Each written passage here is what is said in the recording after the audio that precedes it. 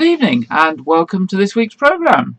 It's just 30 seconds past 6 o'clock and here we are live from the heart of Wake Regis. And in the news this week, ambassadors from Weymouth, and there's one on the screen, have been busy on the streets of Weymouth and other towns across Dorset, helping residents, welcoming visitors and putting smiles on people's faces.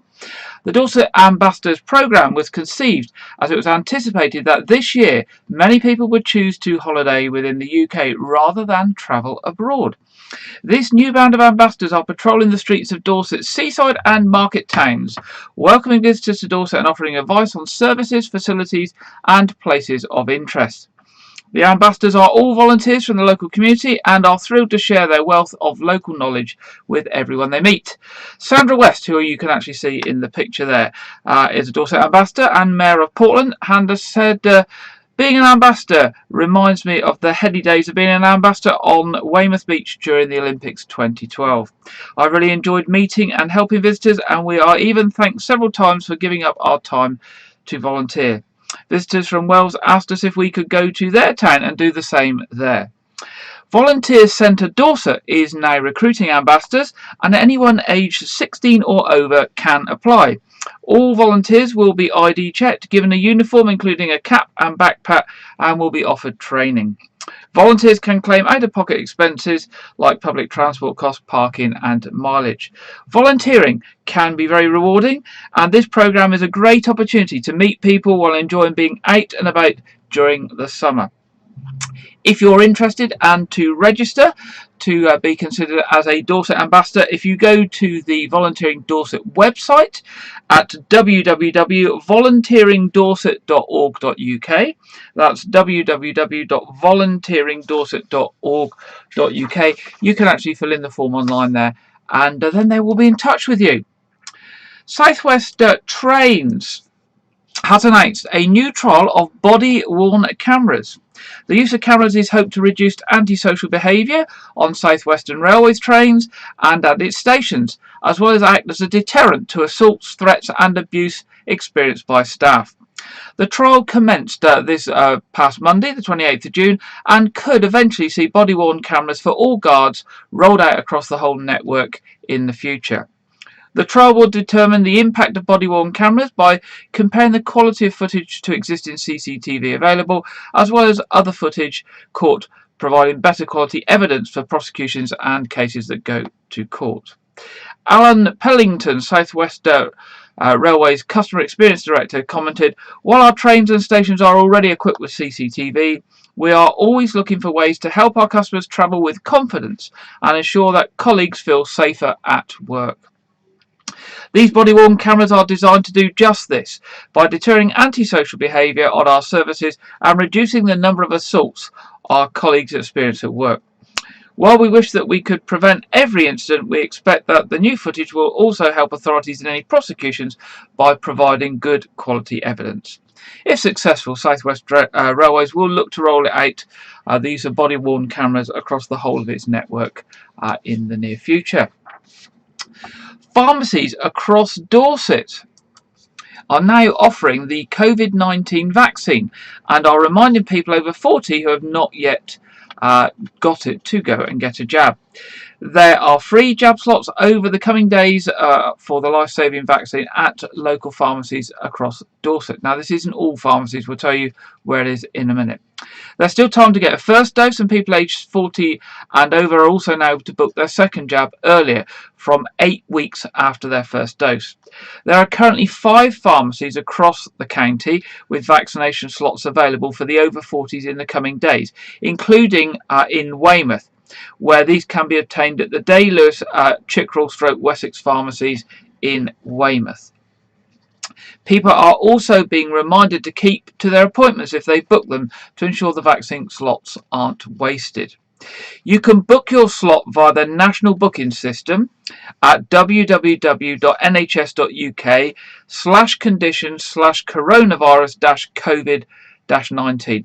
I'm sure also, if you can't remember that, if you go to Google and type book COVID vaccination, you'll probably get to the right site. Remember that existing appointments for second doses can be rearranged to an earlier date depending on availability. Do be patient and keep trying when booking to get a slot, as available slots are popping up all the time. Since the start of the vaccination campaign in December 2020, nearly 1 million vaccine doses have been delivered in Dorset, with the vast majority of people aged 40 and over, around 95% in fact, receiving at least one dose by the 20th of June. So 95% of people over 40 in Dorset have had at least one dose. A key route through Dorset will close overnight for roadworks this month. Highways England workers will shut the A31 eastbound from Beer Regis roundabout in order to install a new illuminated sign. It will be shut from 9 p.m. on Monday, July the 19th, so a few days off yet, and reopen at 6 a.m. on Tuesday, July the 20th. So that's Monday, July the 19th, during the night through to Tuesday, July the 20th. Drivers will be advised to follow a diversion route to bypass the roadworks via the A35 and the A350, but can alternatively use roads through Bloxworth. A spokesman for Highways England said there is an up-and-coming one-night closure on the A31 eastbound from the Beer Regis roundabout for work to erect and connect a new illuminated sign. There's a short diversion route which goes down the A35 towards Poole and then north on the A350 to rejoin at the Roundhouse roundabout. There we go. So that's road improvements works, but there is a closure there. Whoops, wrong picture. School children across Dorset have taken action to reduce harmful emissions around their schools. Sustrans Big Pedal, the UK's largest walking, wheeling, cycling and scooting to schools challenge, saw school communities across Dorset compete over 29,000 active journeys to school and physical activities between the 19th and the 30th of April when it happened. During the competition, Dorset school children were physically active, walking, cycling, wheeling and scooting to school and competing physical activities for a total of nearly 280,000 minutes.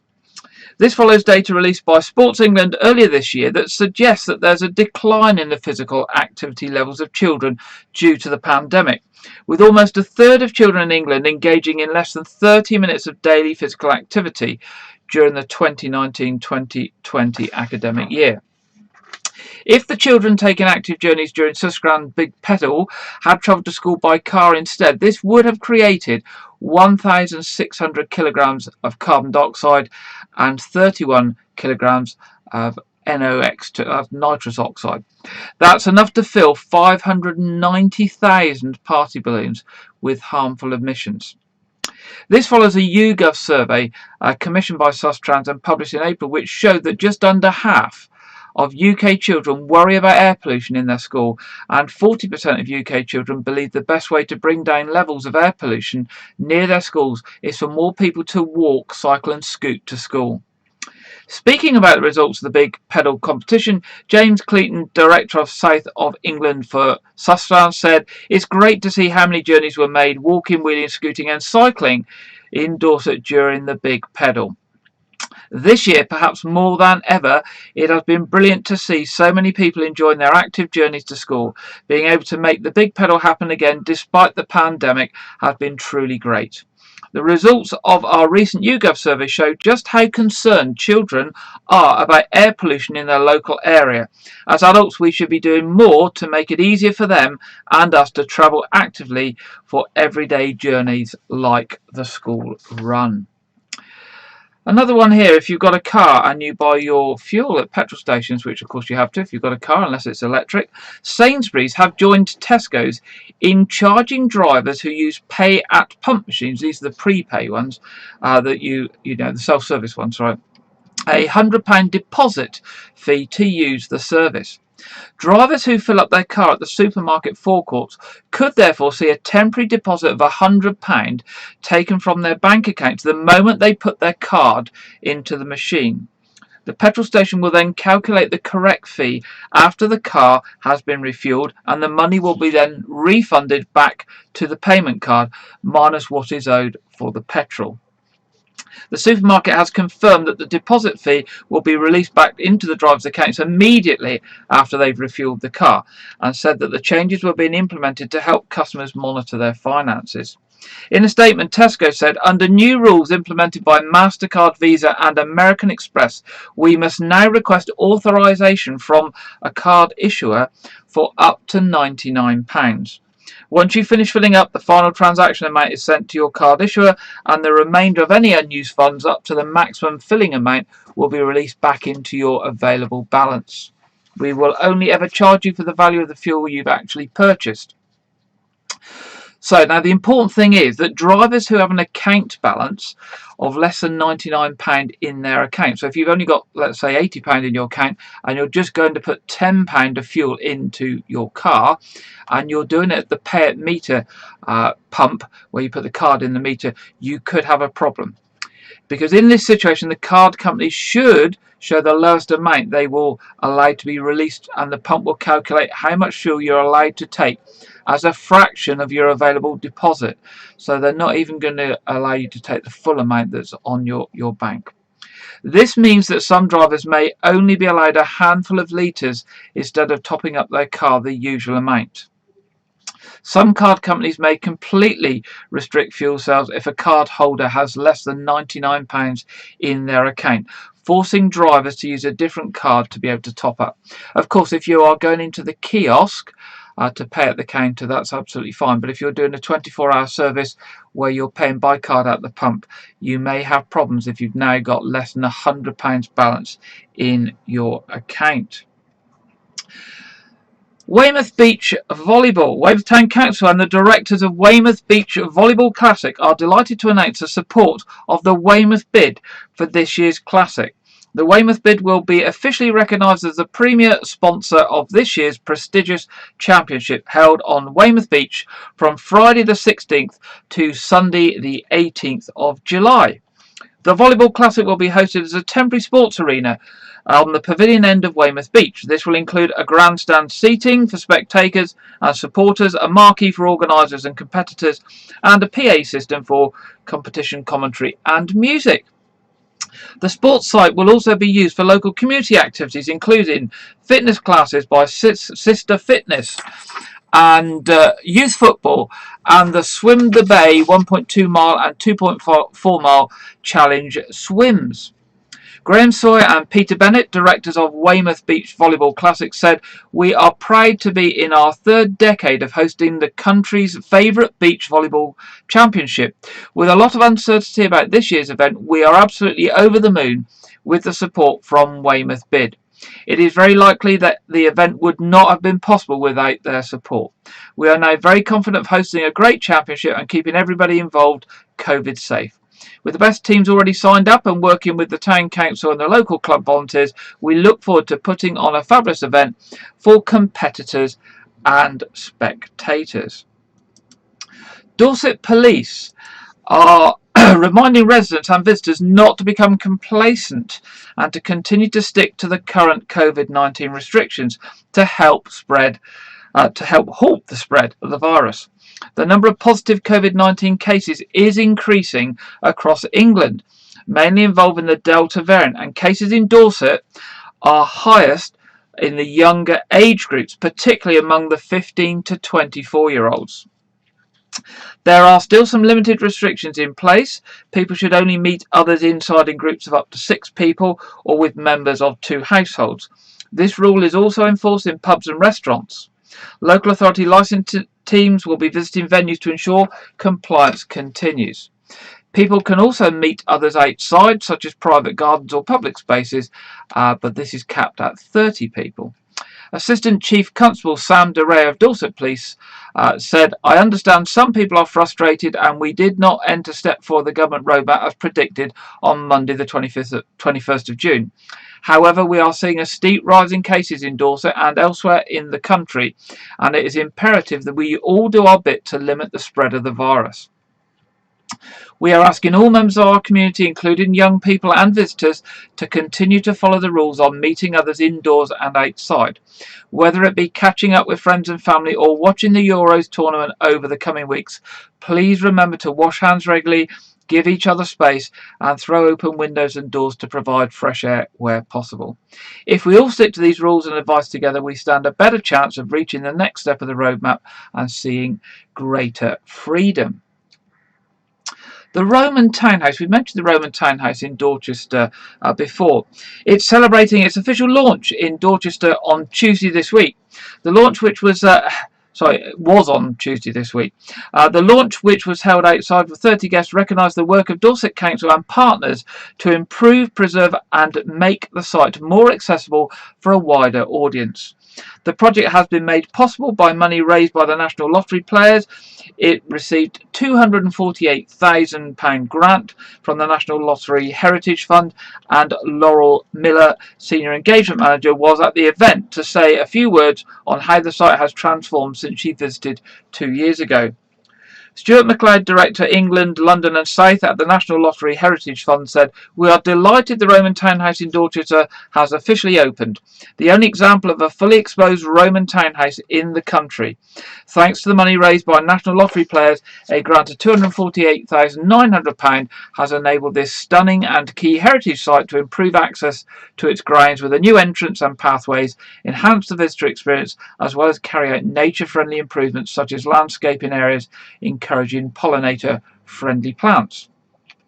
Representatives from partners involved in the project, including Dorset Council, Dorset Museum and the Arts Development Company, gave a series of talks about the work to update the site. The event also featured a performance from local duo Milk and Two, making the first musical event at the townhouse. Guided tours and school visits inside the covered building are available. They give visitors a chance to hear about the different features and see the mosaics, which were cleaned and repaired by specialist conservators as part of the project. Enhanced visitor information and improved accessibility mean the public can enjoy an overall better experience from their visit. New interpretation boards, which have been placed strategically around the site, an audio system and more detailed information in the covered building also helped portray the fascinating story. The Roman Townhouse is open to visitors and guided tours can be booked through Dorset Museum. Weymouth Town Council is celebrating, as are we all, the 450th anniversary of Weymouth and Melcombe Regis coming together. And the Town Council have been delighted with the quality and diversity of the Weymouth 450 anniversary celebratory community projects that people are planning to do across the area.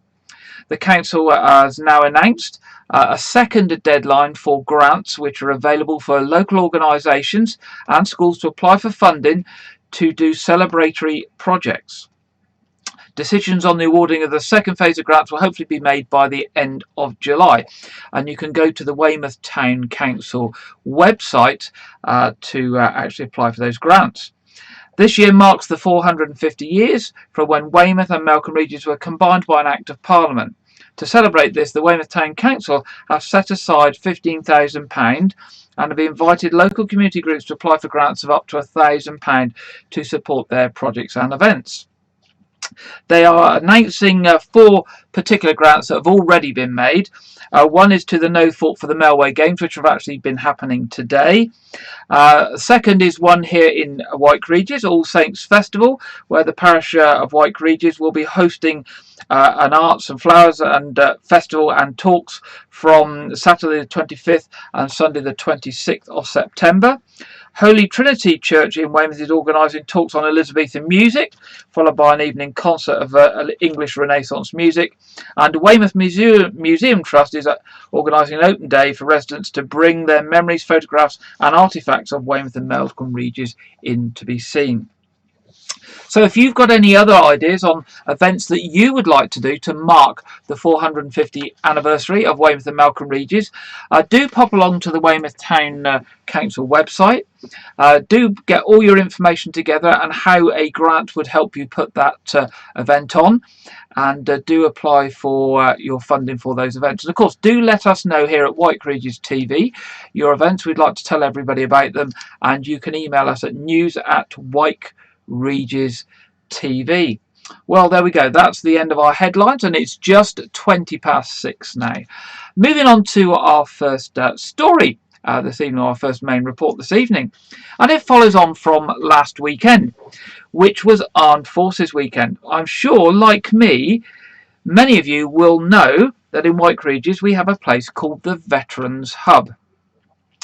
But I wonder how many people know what is at the Veterans Hub and what they do. We might all have our ideas, but I'm sure many of us haven't visited and haven't found out exactly what they do. So in our first report this week, we're going to hear from Andy Price, who runs the Veterans Hub, who recently produced a short introduction to the hub, which we're going to share with you now.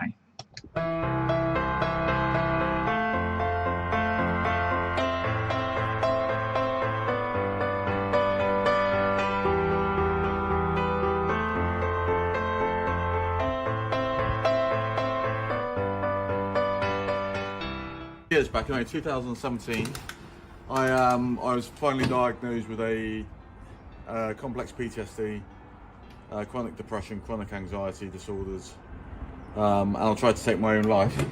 And I made plans to take my own life anyway.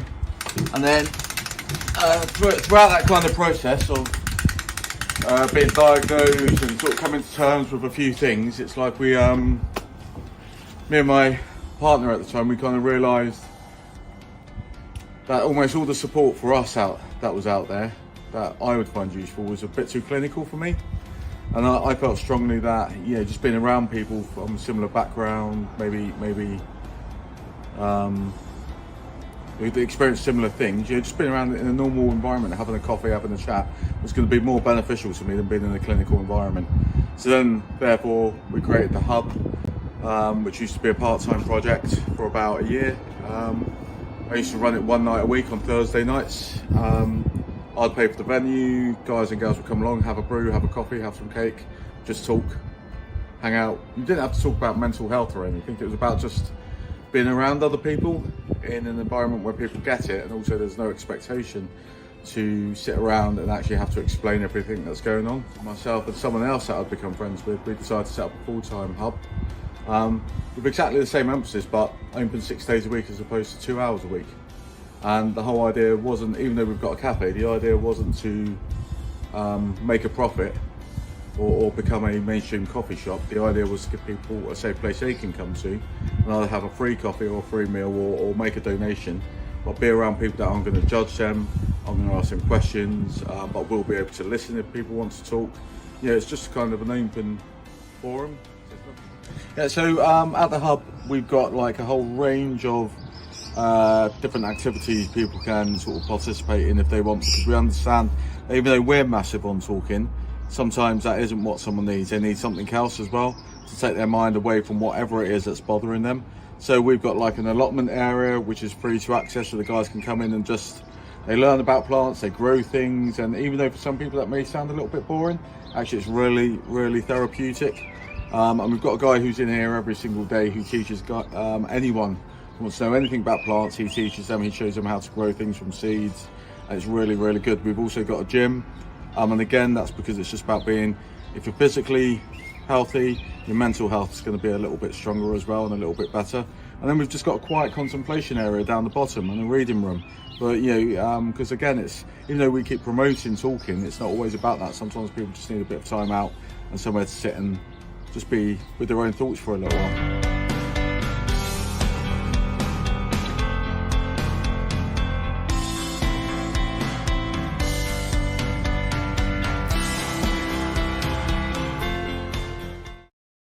So there you go, that's the Veterans Hub, right in the heart of White Regis on Portland Road. And maybe like me, you now know a little bit about the Veterans Hub and what they are up to. And I know a lot of people find it very, very helpful as a place to go. And as Andy said there, not to get sort of clinical support, but just to be with like-minded people and to be able to reflect and talk about things, which for some people is a great help. A nice follow-on to our second piece this evening. They're talking about non-clinical help for people who have some needs. But of course, some of us do need clinical help, medical help. And the NHS is something that we probably all use in one way or another at some stage in our life. And for some of us, it's a very frequent and regular use.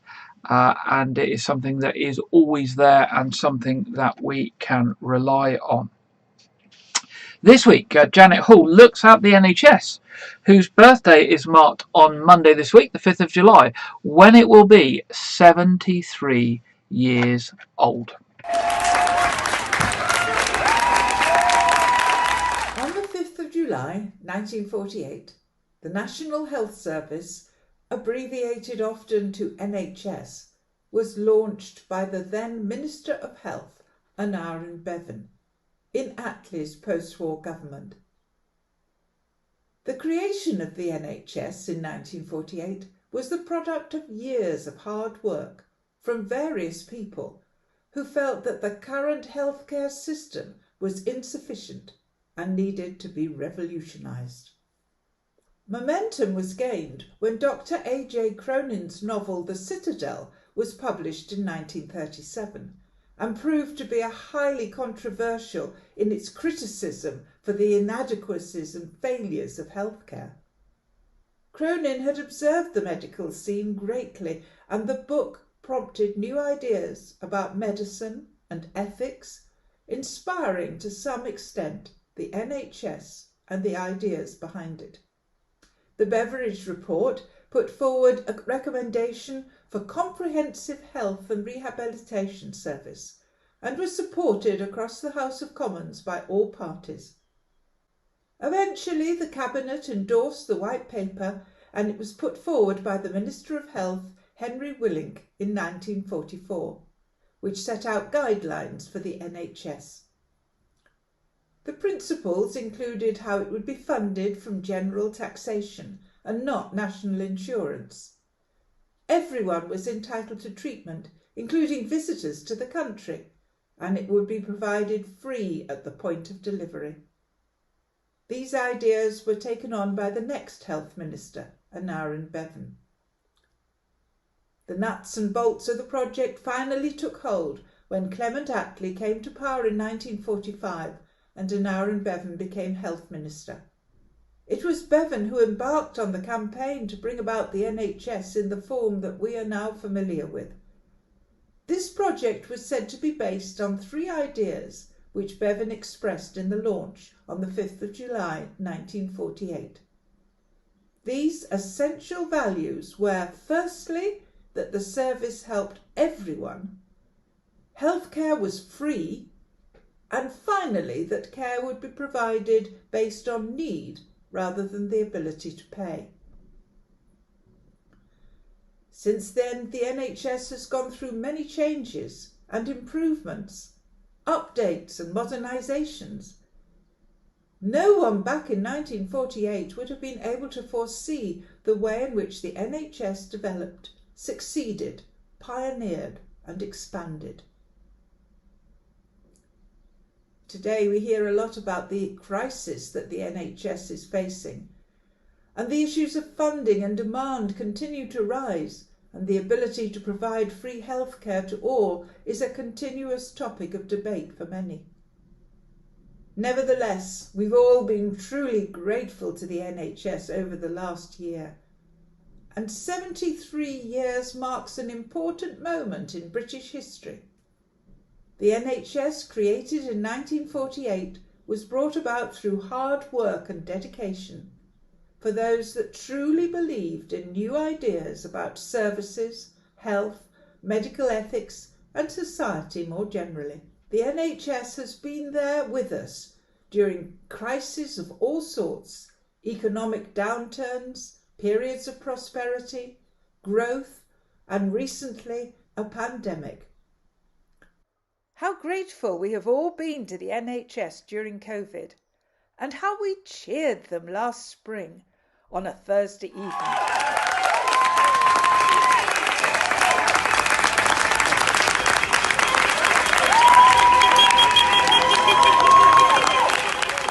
The NHS has in some ways exceeded expectation, and at the same time there is always more that can be done.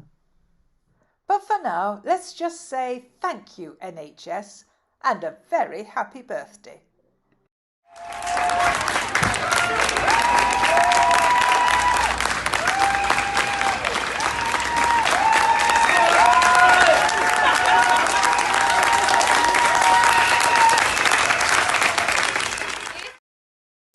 Thank you, NHS, and thank you, Janet, for that little piece on 73 years of the NHS.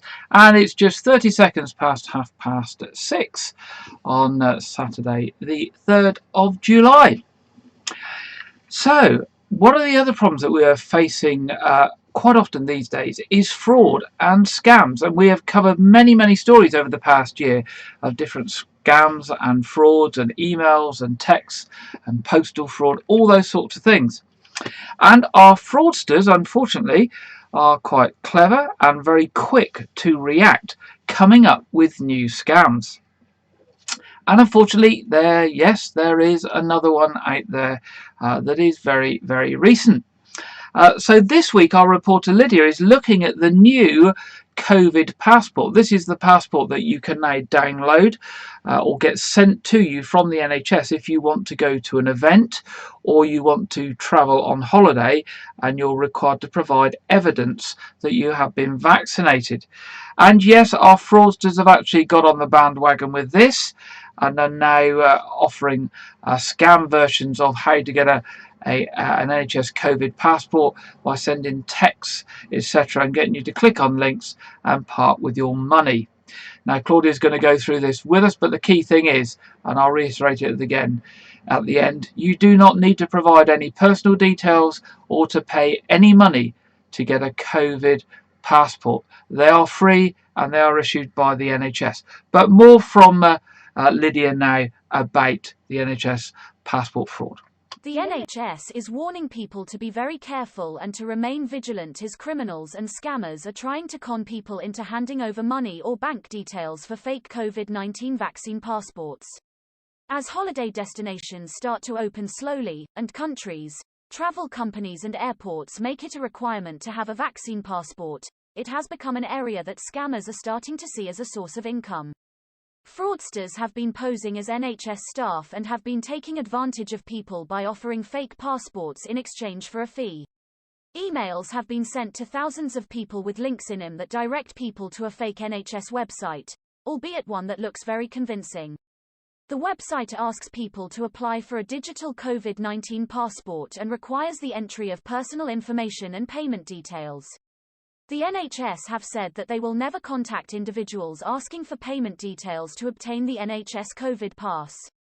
The NHS have said for those that have had both of the COVID-19 vaccinations, the COVID pass is crucial as people look forward to attending events or going away on holiday. If you need a NHS COVID pass, you should only request it using official NHS channels such as the National 119 COVID number.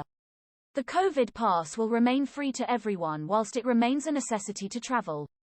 Officials believe many thousands of people have received the scam email before action was taken to take the website down. These days it is so easy for a new website to be created and another scam sent, so everyone is asked to be on their guard. So if you get an email asking you to enter details to apply for an NHS COVID pass, do not enter any details and delete it immediately. The NHS COVID pass scam is one of a number of scams that fraudsters are operating which are trying to take advantage of the situation with coronavirus and the vulnerability of members of the public at the current time. The government have said the top 4 COVID scams relate to phone calls, texts, website or even contacts in person whereby fraudsters are calling at people's homes and pretending to be from the NHS. Officials suggest not to trust any unsuspected contact or any unannounced callers at home as NHS staff should never turn up unannounced. So remember, you can get the NHS COVID pass by calling 119. It is also available from within the NHS app that you can download to your mobile phone. Meanwhile, with the new variants of the COVID-19 virus growing in our communities, we are still asked to remain vigilant, keep our distance where we can, wear a mask or face covering, and to wash our hands. But most importantly, the vaccine offers the best form of protection, and although it won't completely stop the risk of us getting the virus, it will reduce its effects if we do. So if you have not been vaccinated, now is the time to get booked in. Back to Gary in the studio. There we go. Thank you very much, Lydia. And just to show you what the NHS vaccine passport looks like, I actually downloaded mine earlier. I just went on the NHS app, and you can actually just have it downloaded on your phone and show somebody on your phone, or you can send it down to your email, and that's what it looks like. And it's got this weird thing called a QR code, this funny patterny thing at the top, which enables event organisers and travel companies to scan it and verify that it is a true passport. So it's a single piece of paper. If you haven't got the NHS app, or you're not into doing stuff online with computers, you just ring 119 and they will send you it in the post, but they do ask you to allow 4 weeks. I know a couple of people have got theirs in the post, and it didn't take them 4 weeks. It took them a matter of days, but they do ask to allow 4 weeks. And I guess as things open up and things get busy, they'll have a lot more to produce and send out. So that's the NHS pass, COVID pass. And remember, don't click on any links and emails. Don't provide any personal data, and certainly you don't need to pay for it. It is absolutely free from the NHS. There we go. Right, so it's now that time in the programme at just past 25 to 7, where we're going to go over to Alex Deakin this week at the Met Office for the national weather forecast. Hello, welcome to your latest update from the Met Office. This weekend promises some fairly heavy showers across large swathes of the country, and for some, those showers turning into thunderstorms as well. But as is always the case, it won't rain all weekend. There will be some dry and bright spells between. But let's deal with those weather warnings, because we've got a thunderstorm warning in place for much of Saturday across central and eastern England. Fairly slow moving downpours, a lot of spray, a lot of surface water on the roads, and the potential for lightning strikes to cause some disruption as well. And then we have that warning through the afternoon across the far southwest of England. So we could see quite a narrow line of thunderstorms breaking out here. Again, dropping a lot of rain in a relatively short space of time, so further potential for flooding here. Temperature-wise, well, when the sun pops out, it's feeling quite warm and humid, so temperatures likely to get up to the low 20s for many. A little cooler where the rain persists more across parts of northeast England through the afternoon. That zone of wetter weather will extend into Scotland through the evening, and we'll continue to see some heavy showers during the evening further south, but eventually they'll tend to ease off, many places becoming a lot drier overnight.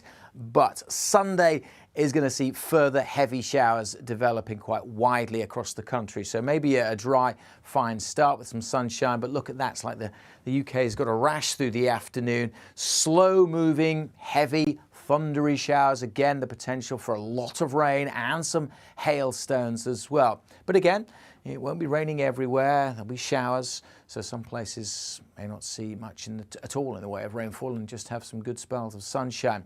When the sun's out, again, temperatures climbing to around average high teens or low 20s. The east coast of Scotland could be plagued by har this weekend, so it's likely to be quite cool here if it does stay fairly misty. And we're not done with the wet weather there either, because as one area of low pressure tends to edge northwards, we're keeping our eyes on this one arriving for the early part of next week. This looks unusually deep for an area of low pressure at this time of year, and so those isobars pretty close together as well. So we could see some pretty strong winds from this system through the early part of next week, along with further spells of rain. That is one to watch. Make sure you keep up to date with the latest from the Met Office. The warnings, of course, are on the website or on the app, and you get the latest if you subscribe to our YouTube channels.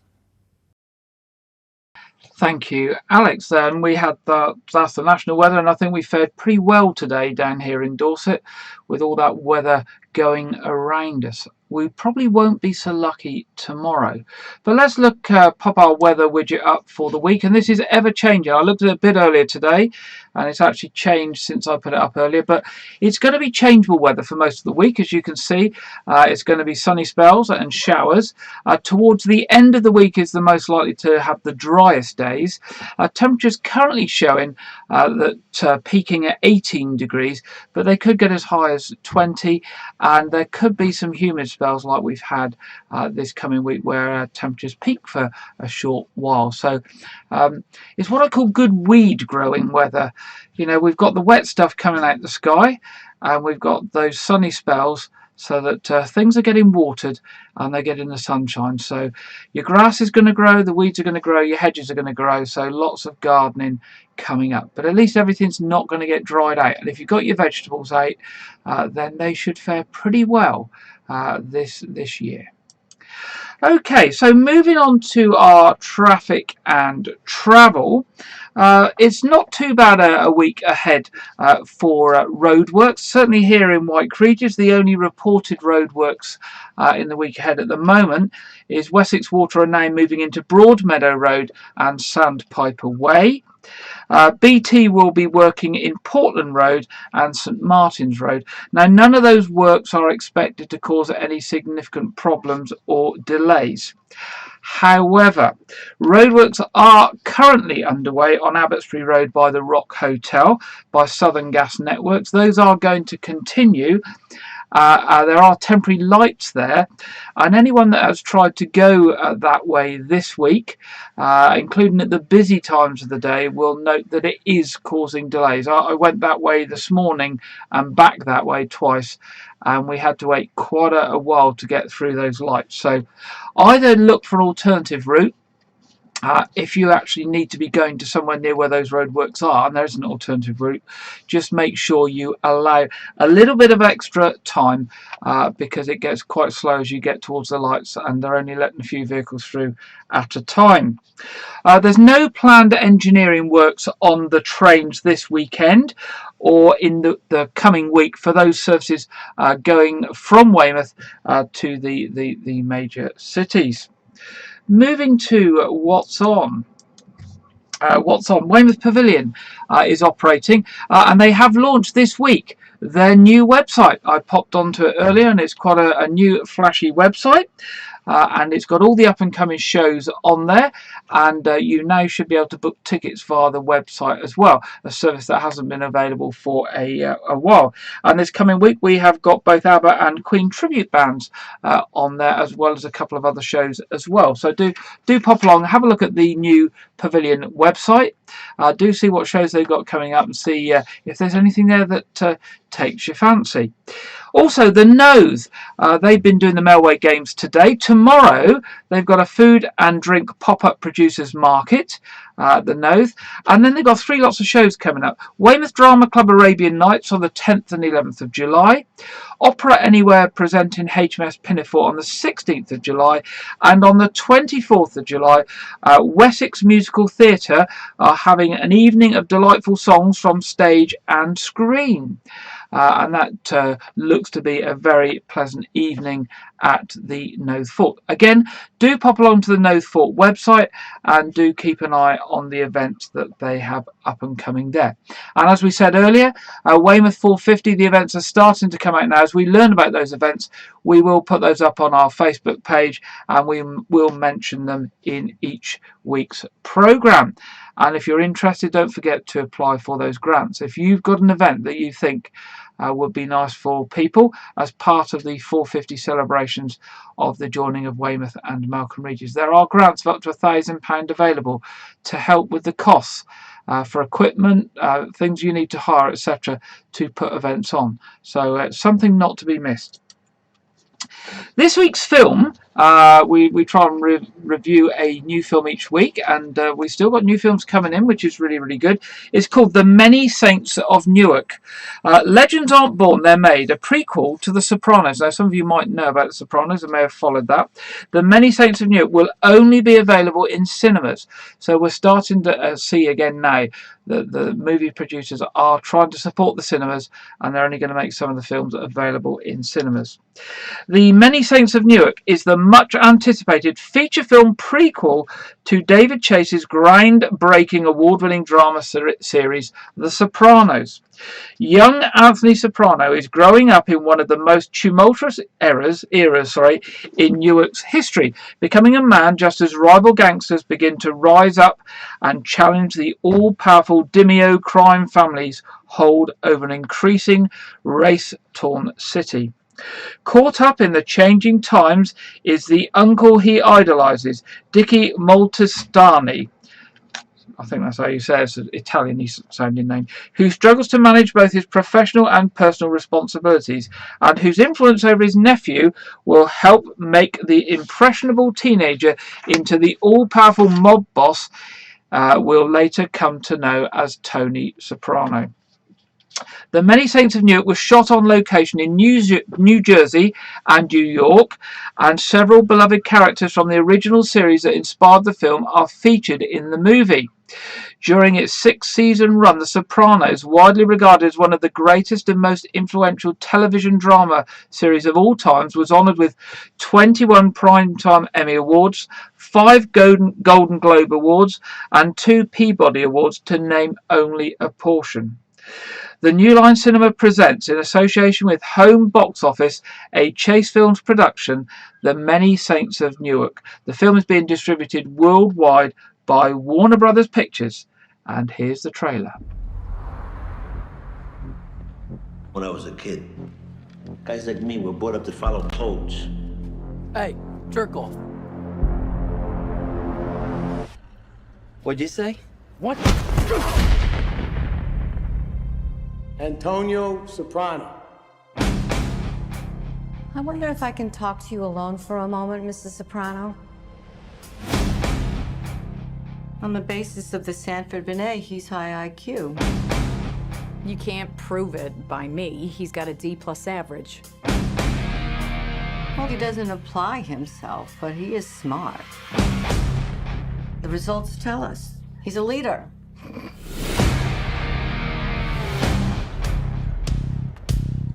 Uncle Dick. Growing up with the family takes a toll. Maybe an ambassador to England or France. You're my nephew. Might like to gamble. I want to do whatever I can to help you. Maybe a businessman. My gift to you. I want to go to college. I can't get caught with shit like this. Look, you take the speakers, right? At the same time, you say to yourself, this is the last time I'm ever going to steal something. It's that simple. Let me go talk to him. He only listens to Dickie. Gotta do something about Dicky Moltestani. Maybe some of the things you do aren't God's favorite. You lead by example. We'll make the right decision. This kid's got what it takes.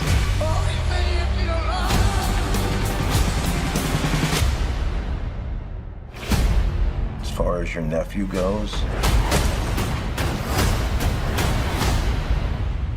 I'm listening. stay out of his life.